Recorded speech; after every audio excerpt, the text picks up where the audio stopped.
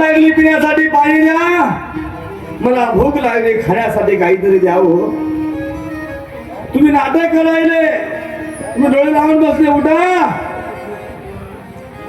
आणि साधवा वर्तमग्न असल्यामुळं शेवटला राग आला आणि इकडे सैराट पाहता पाहता पाहता पाहता इकडे पाहू लागले.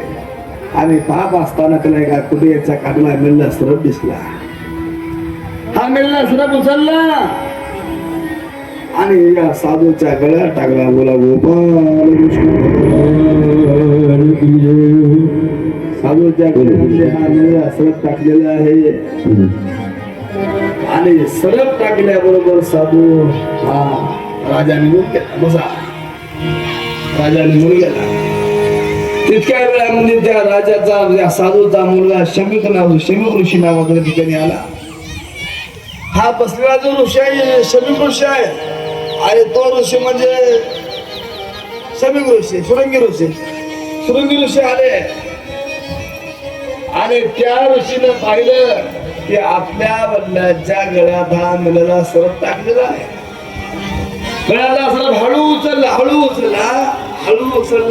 आणि बाजूला ठेवला. हातामध्ये पाणी घेतलं, संकल्प केला. या सर्व आपले जागाशिवाय गुरुदेवाच्या साह्याने मी शपथ घेतो, मी संकल्प शाप देतो की ज्या कोणी माझ्या वडिलांच्या गळ्यात हा मिळाला साप टाकलेला आहे, हा साप जिवंत होईल आणि जिवंत होऊन त्या व्यक्तीला दंश करेल. आणि 7 दिवसामध्ये त्या 7व्या दिवशी आतून 7व्या दिवशी त्या व्यक्तीचा मृत्यू होईल. आणि पाणी खाली गोपाल कृष्ण भगवान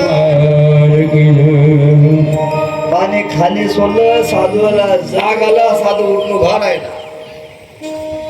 मला काय तू केलं? मला काय केलं तू? हे अरे साधूला शाप द्यायला लागत नव्हता.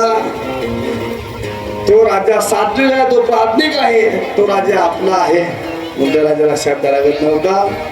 ठीक आहे, जाईल आणि आता जागृत कर.